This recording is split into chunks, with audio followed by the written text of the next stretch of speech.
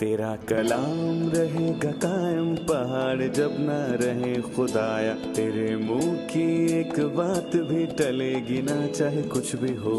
तेरी मान दिए है जिंदा सोने से भी कीमती, मेरा दिल ये दे गवाही है ये किताब अजीम।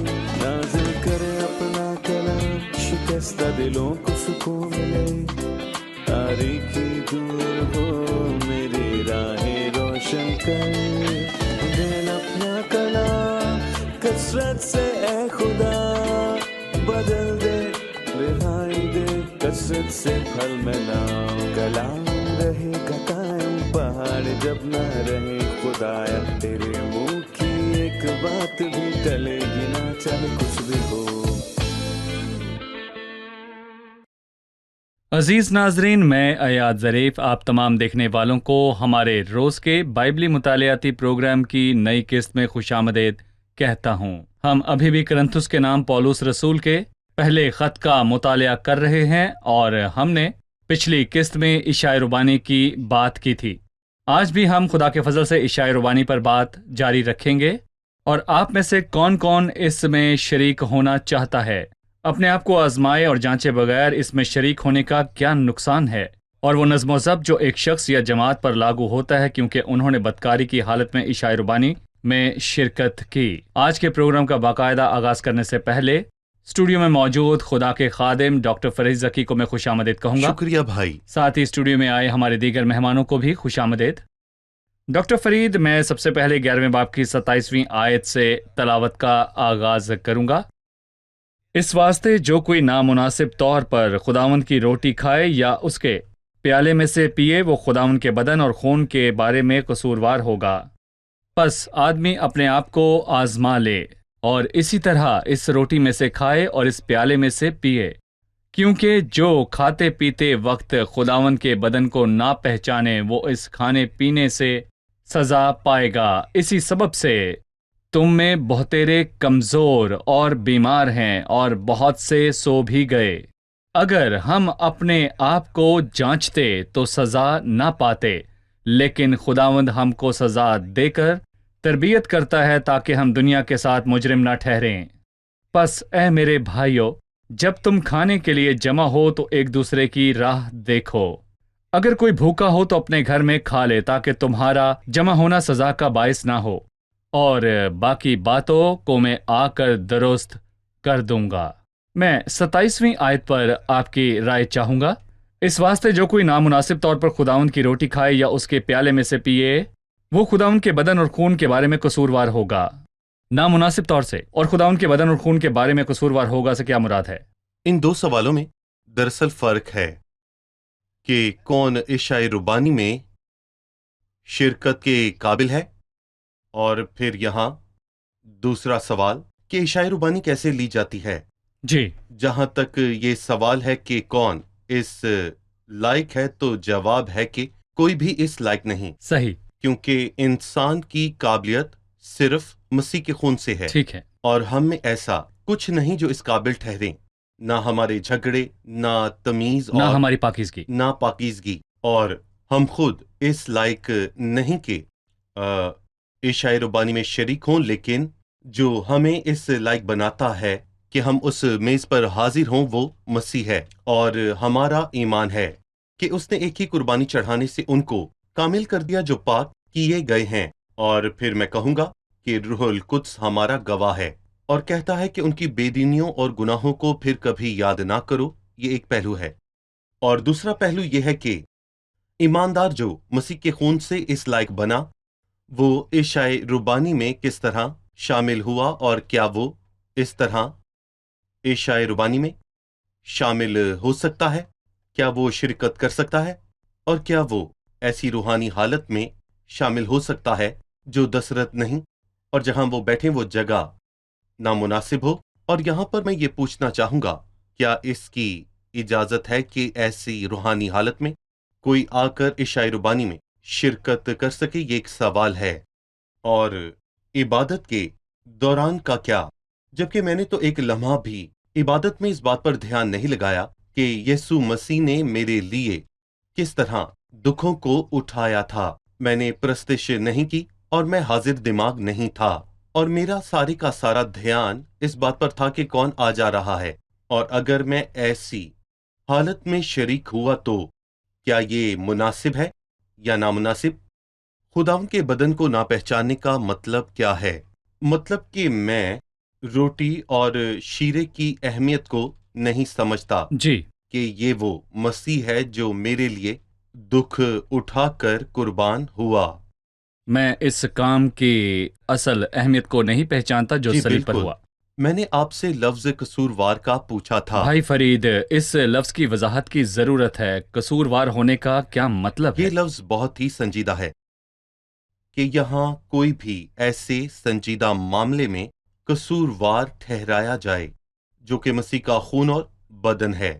قصوروار کا مطلب؟ قصوروار کا معنی خداوند کے بدن کی تضحیق کرنا ہے، خداوند کے بدن اور خون کے ساتھ ناانصافی کرنا ہے، اور یہاں وہ غیر ایماندار کی بات نہیں بلکہ حقیقی ایماندار کی بات کرتا ہے، جو کہ آ کر عشاء ربانی میں شامل ہو جبکہ اس کی زندگی میں گناہ ہو، جس نے اپنی زندگی میں بدکاری کو ختم نہیں کیا صحیح۔ اور عشاء ربانی میں آ کر اسے کھایا، اور ایسا ہی گناہ اس نے دوسرے اور تیسرے دن بھی آ کر کیا، اور وہ ایسا کرتا رہا، اور کلام کہتا ہے کہ وہ خداوند کے بدن اور خون میں قصوروار ہوگا، اسے خداوند کی تربیت کی ضرورت ہے، جیسے کہ اگلی آیت میں لکھا ہے۔ تو یہ خداوند کے بدن اور خون کی اور مسیح کے کام کی بے عزتی ہے۔ قصوروار کا مطلب ہے کہ خداوند کے بدن کی تضحیق کرنا۔ صحیح۔ ہم ایک چھوٹے سے وقفے کے بعد مہمانوں کے سوالات کے ساتھ حاضر ہوں گے۔ ناظرین، ایک وقفے کے بعد دوبارہ حاضر ہوں گے، ہمارے ساتھ رہیے۔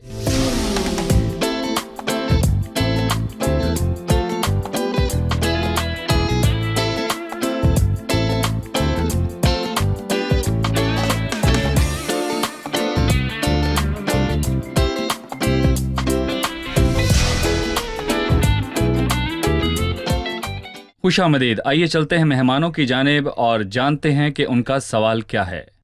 میرا سوال 8ویں آیت میں سے ہے، لکھا ہے، پس آدمی اپنے آپ کو آزما لے اور اسی طرح سے اس روٹی میں سے کھائے اور اس پیالے میں سے پیے، اور اگر آدمی خود کو آزمائے اور اس میں کامیاب ٹھہرے وہ عشاء ربانی میں شریک ہوگا، ناکام ہو تو اگر آدمی ناکام ہو تو وہ عشاء ربانی میں شامل ہوگا یا نہیں؟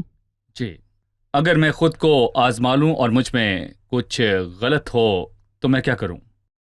میں خود کو آزمانے کو بیان کرتا ہوں۔ جی، اس کے معنی ہے کہ خدا کی پاکیزگی اور کلام کی رویا سے اپنے آپ کو جانچیں، ٹھیک ہے؟ جب کوئی مخلص شخص خدا کے کلام کے وسیلے خود کو جانچتا ہے جو پاکیزگی کو ظاہر کرتا ہے، وہ جان جائے گا کہ وہ اس لائق ہے یا نہیں۔ ویسے وہ اس لائق نہیں۔ کوئی بھی مخلص شخص جو یہ جانے گا کہ وہ اس لائق نہیں، وہ داغوں سے بھرا ہے، تو اس کے لیے اگلا قدم یہ ہے کہ وہ خدا کے سامنے اپنی نالائقی اور نااہلی کا اظہار کرے۔ جب وہ جان لے کہ اے خداوند، میں خود اس لائق نہیں، پر تیرے فضل کے بغیر مجھے یہ حق نہیں کہ میں عشاء ربانی میں شامل ہو سکوں، پر میں تیرے فضل کے لیے تیرا شکریہ کرتا ہوں۔ اس وقت خداوند کہتا ہے، تو اپنے سچ سے واقف ہوا، اب تو اس دھوکے میں نہیں کہ تو اچھا ہے، جبکہ تو حقیقت میں اچھا نہیں، کیونکہ تو اس سچ کو جانتا ہے کہ جا اور عشاء ربانی میں شامل ہو، تو میں جان لوں کہ میں اس لائق نہیں ہوں۔ ٹھیک ہے، تو میں جان لوں کہ میں اس معیار پر نہیں، کہ میں کامیاب ہوں یا ناکام، لہٰذا مجھے چاہیے کہ میں خود کو خداوند کے سپرد کر دوں اور اپنے گناہوں کی معافی مانگوں اور عشاء ربانی سے پرہیز نہ کروں۔ ایسا ہی ہے؟ پر میں اس بات پر غور کروں گا کہ اگر انسان خود کو آزما لے مخلص، تو اسے سچ میں معافی ملے گی۔ صحیح۔ اس بات کو جاری رکھتے ہوئے آزمانے کے بعد لکھا ہے، اسی سبب سے تم میں بہتیرے کمزور اور بیمار ہیں اور بہت سے سو بھی گئے۔ یہ 30ویں آیت ہے، اسی سبب سے تم میں بہتیرے کمزور اور بیمار ہیں اور بہت سے سو بھی گئے۔ ایسا کیوں ڈاکٹر فرید؟ وہ خود کو آزمائے بغیر عشاء ربانی میں شامل ہوئے اور قصوروار ٹھہرے، اور جیسا کہ میں نے آپ کو پہلے بتایا، وہ لوگ کوتاہیوں کے ہوتے ہوئے عشاء ربانی میں شامل ہوتے رہے، اور اس کے نتیجے میں وہ غلط ٹھہرے اور خداوند نے ان کی تربیت کی۔ تربیت کیسے کی؟ اس نے آہستہ آہستہ ان کی تربیت کی۔ پہلی چیز، ان میں بہت سے کمزور ہیں۔ میں سمجھتا ہوں کہ اس کا مطلب جسمانی کمزوری، غیر معمولی کمزوری اور غیر متوقع کمزوری ہے، یعنی کہ وہ شخص کمزور دکھائی دیتا ہے۔ جی بالکل۔ اس حالت میں اس شخص کو چاہیے کہ اپنا دل خداوند کی طرف لگائے اور اس سے پوچھے کہ اس کی زندگی میں کیا خرابی ہے اور خداوند اس سے کیا چاہتا ہے۔ پر کچھ نہ مانے اور بیمار ہو گئے، ٹھیک ہے، صحیح۔ پر کچھ لوگ بعد میں بھی ڈٹے رہے اور غلط کام کیے، جبکہ خداوند نے ان کی تربیت کی، وہ تب بھی اس پر قائم رہے اور اس کے نتیجے میں سو گئے۔ مطلب دراصل یہ لفظ ایماندار کے لیے ہے، کیونکہ وہ ہلاک نہیں ہوا، اس کی زندگی ختم اس ہوئی۔ کی زندگی ختم ہوئی۔ اور ایک مفسر نے بات کہی جو مجھے یاد ہے، ایماندار آسمان کے قابل ہے پر زمین کے قابل نہیں۔ صحیح۔ یعنی کہ مسیح کے خون سے وہ آسمان کے قابل تو ہو گیا، پر اس نے زمین پر مسیح کی گواہی نہیں دی، اس کی زندگی بے ترتیب تھی اور اس کے نتیجے میں وہ سو گیا۔ اور یہاں پولس رسول نے کہا کہ اگر ہم اپنے آپ کو جانچیں تو سزا نہ پائیں گے۔ اگر ہم خود کو جانچتے تو خدا سزا نہ دیتا، لیکن خدا ہمیں سزا دے کر تربیت کرتا ہے تاکہ ہم دنیا کے ساتھ مجرم نہ ٹھہریں۔ یہ اچھی آیت ہے۔ اور خدا کی تربیت اور دنیا کے بے دینوں کے ساتھ مجرم ٹھہرنے میں کہوں گا کہ بہت فرق ہے۔ صحیح بھائی فرید، میں آپ کی بات سے سمجھ گیا کہ بہت سے لوگوں کی تربیت ہوئی، جی کیونکہ اس نے کہا بہتیرے کمزور ہیں۔ بہت سے لوگ خود کو آزمائے بغیر اور پاک ہوئے بغیر اشیاء ربانی میں جی شامل ہو کر اس الہی تربیت کو اپنے اوپر لے آتے ہیں۔ بالکل۔ یہ تربیت آہستہ ہوئی، کمزور، بیمار اور سو گئے، لیکن ہر مرحلے میں خدا نے ان کو بلایا کہ توبہ کریں۔ یقیناً وہ اپنی بات پر قائم رہے جب تک سو نہ گئے۔ یہ ایماندار کی زندگی کا خاتمہ ہے۔ ایک ایماندار تربیت کے دوران مر جائے تو اسے سونا کہتے ہیں، اس کی روح جی بچ جائے گی، پر اس کا جسم مر گیا اور اس نے خداوند کی خدمت کرنے کا موقع کھو دیا۔ 5ویں باب میں واضح ہے کہ گناہ گار بھائی کی تربیت کے لیے کلیسیا تربیت کرتی تھی، جی پر یہاں خداوند بڑی جماعت کی تربیت کر رہا ہے۔ کلیسیا کا گناہ گار کی تربیت کرنے کا کیا مقصد ہے اور خداوند کا جماعت کی تربیت کرنے کا کیا مقصد ہے؟ 5ویں باب میں نے ترتیب کے 5 مقاصد بتائے تھے۔ پہلا، خدا کا جلال جو کہ اس کلیسیا میں ہے، اور جلال خدا کو دینا ضرور ہے۔ اصول پرانے عہد نامے میں قائم ہوا جو میری زندگی میں عین ضرور ہے کہ وہ مجھے مقدس جانے۔ اے خداوند، عبدالعباد کے لیے قدوسیت تیرے گھرانے کو زیب ہے۔ اس کا گھر پرانے عہد نامے میں ایک خیمہ تھا، پر آج کلیسیا یعنی ہم اس کا گھر ہیں۔ اور تربیت کا دوسرا مقصد ہے کہ گناہ گار کا بھلا ہو، اور اسی لیے خداوند نے کمزوروں سے شروع کیا کہ وہ لوٹ آئیں، اور اگر وہ توبہ نہ کرتے تو بیچے جاتے، ورنہ بیمار ہو جاتے، اور اگر وہ صحیح۔ توبہ کرتے تو یہ نوبت نہ آتی جس میں سلسلہ گناہ تھا، اور اس سے کلیسیا کی گواہی پر بہت اثر پڑا۔ تو خداوند نے انہیں لے لیا۔ یہ تربیت کا تیسرا مقصد تھا کہ کلیسیا کی گواہی ایسی ہو جو مسیح اور کلیسیا کے خدا کے مطابق ہو۔ صحیح۔ ہم ایک چھوٹے سے وقفے کے بعد مہمانوں کے سوالات کے ساتھ حاضر ہوں گے۔ ناظرین، ایک وقفے کے بعد دوبارہ ملتے ہیں، ہمارے ساتھ رہیے۔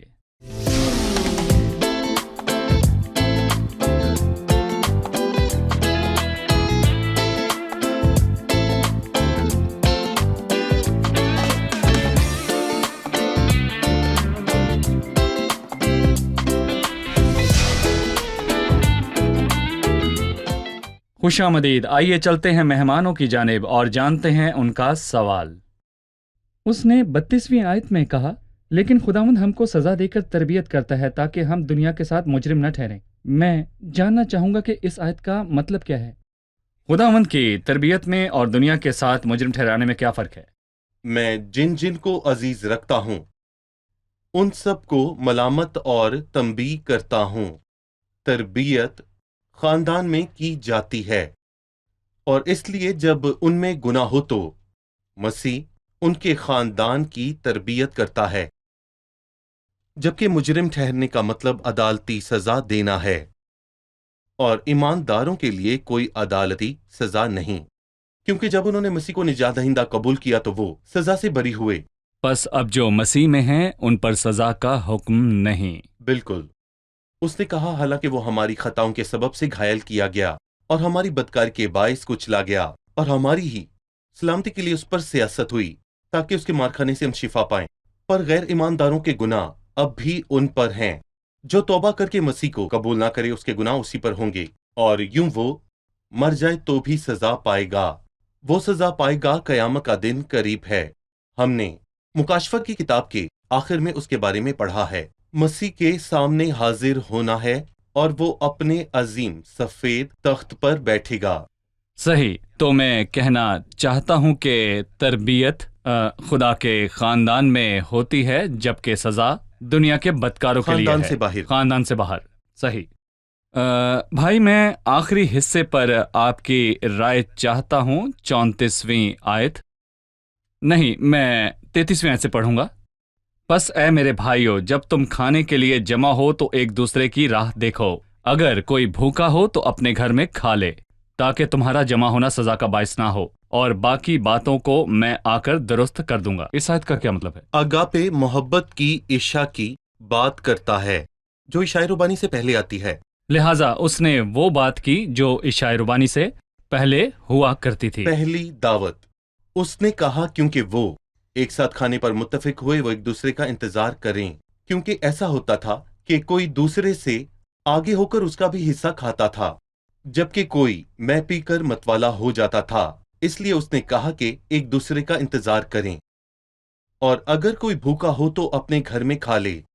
اس کا مطلب یہ نہیں کہ اسے عشاء ربانی کہا جائے، بلکہ یہ عام کھانا ہوگا تاکہ تمہارا جمع ہونا سزا کا باعث نہ ہو۔ یہاں پھر اس نے عشاء ربانی کی بات کی، کیونکہ پہلی عشاء میں کچھ غلط کرنے سے وہ عشاء ربانی میں نامناسب اور ایسا حالت اس میں وقت شریک ہو ہوں رہا گے۔ تھا۔ یہ کیسے ممکن ہے اگر کوئی شراب کے نشے کی حالت میں ہو اور وہ عشاء ربانی میں شریک ہو؟ صحیح، یہ مناسب چیز نہیں، صحیح۔ کیونکہ وہ خود پر سزا کو لاتا ہے۔ ڈاکٹر فرید، یہ ہمیں عشاء سے پہلے سب چیزوں کے بارے میں بتاتا ہے، اور یہاں پر غلطی محبت کی فضا میں تھی، جس سے عشاء میں بھی غلطی عشاء میں ہوئی۔ عشاء سے پہلے جو بھی ہو، یعنی میں کام سے آ کر عشاء میں شامل ہوں، یا میں بس چلا کر یا گھر سے نکل کر عشاء میں آتا ہوں، میں اس سے پہلے ہر بات میں محتاط رہوں، کیونکہ یہ بہت نازک معاملہ ہے۔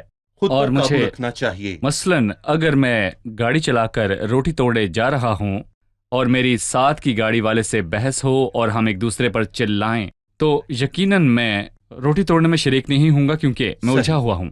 لہٰذا عشاء ربانی سے پہلے ہمیں محتاط رہنا ہوگا، کیونکہ شیطان ہمارے خلاف جنگ کرتا ہے کہ ہم بے سکون رہیں۔ ڈاکٹر فرید، میں آپ کا نہایت مشکور ہوں۔ چلیے جانتے ہیں کہ مہمانوں نے کیا سیکھا۔ میں 29ویں آیت پر رائے چاہتا ہوں، کیونکہ جو کھاتے پیتے وقت خداوند کے بدن کو نہ پہچانے وہ اس کھانے پینے سے سزا پائے گا۔ اس آیت کے کیا معنی ہے، ہمیں یہ بتائیے۔ ہم جانتے ہیں کہ نامناسب طور سے مراد ہے کہ انسان خود کو جانچے اور آزمائے اور زندگی میں سے گناہ کو دور کیے بغیر عشاء ربانی میں شامل ہو، اور خداوند کے بدن کو نہ پہچاننے کا مطلب ہے کہ اسے اندازہ نہیں کہ یہ روٹی اور پیالہ مسیح کے بدن کی علامت ہے۔ اسی سبب سے تم میں بہتیرے کمزور اور بیمار ہیں اور بہت سے سو بھی گئے۔ یہ سب کیوں ہوتا ہے؟ کیونکہ انہوں نے خود کو آزمائے اور جانچے بغیر عشاء ربانی لی۔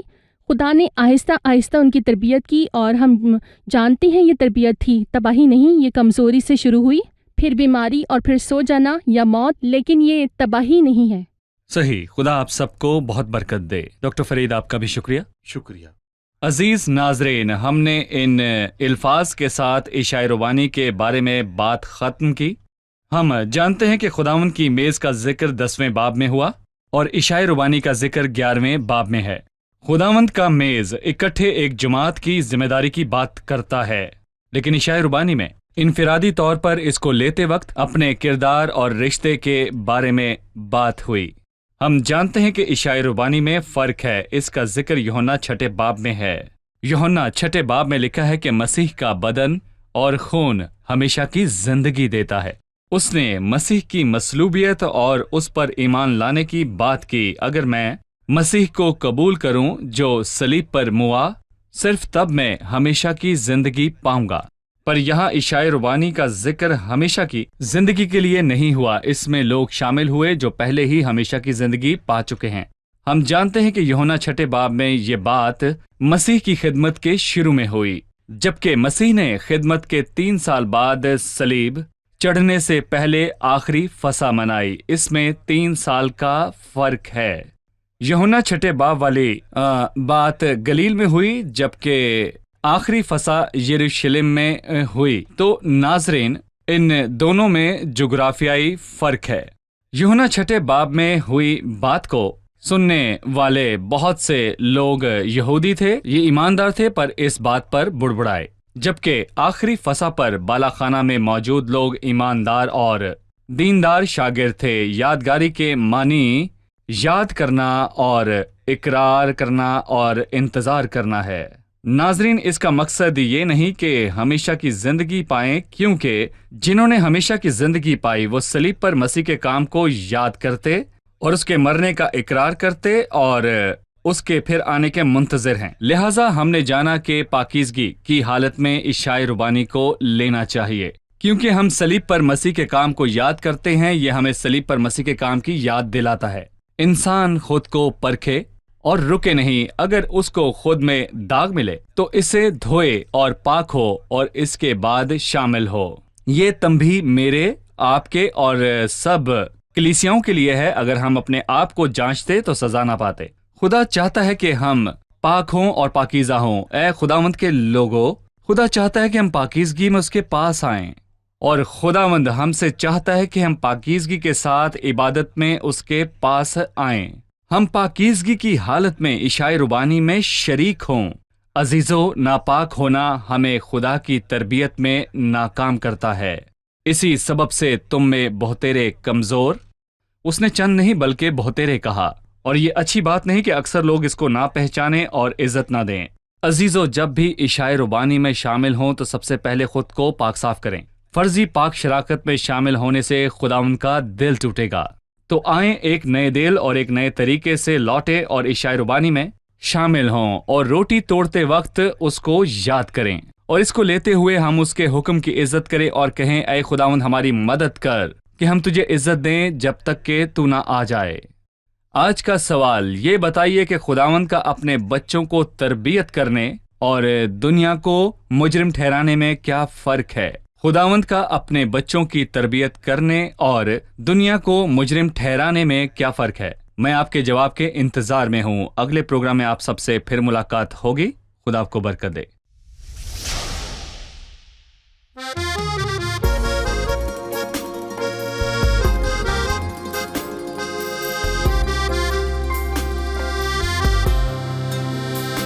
ربي في حضنك روحي تستريح وتهدأ إذ فديت الروح بالدم الكريم يا حبيب الروح روحي فيك دوما تهنأ يا هناء الروح يا خل الحميم يا هناء الروح يا خل الحميم يا حبيبي يا فدائي يا طبيبي يا دوائي يا حياتي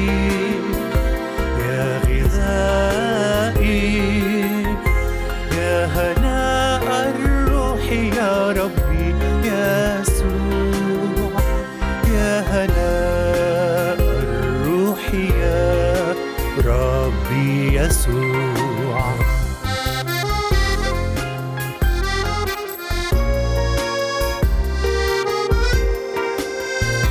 حامي عني يوم تأتي الريح بالموج العنيف في ظلام الليل ربي واحمني، ومر الريح وموج البحر ترا بالوقوف.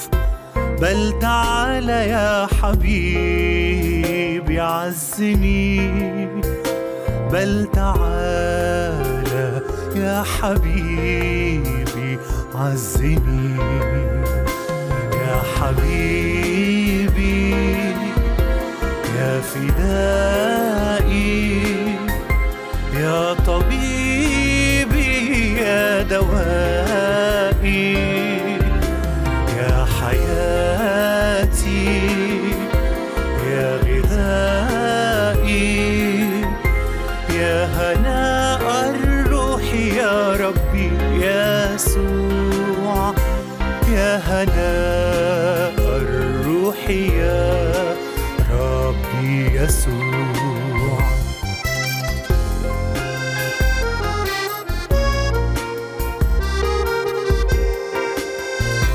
وجهك المشرق بالنور ضيائي يا حبيب، وعزاء الروح في دنيا العنا. صوتك الحلو غذاء الروح والماء العجيب. فيك ترتاح حياتي في هنا، فيك ترتاح حياتي في هنا. يا حبيبي يا فدائي، يا طبيبي يا دوائي، يا حياتي يا غذائي، يا هناء الروح يا ربي يسوع، يا هناء الروح يا ربي يسوع.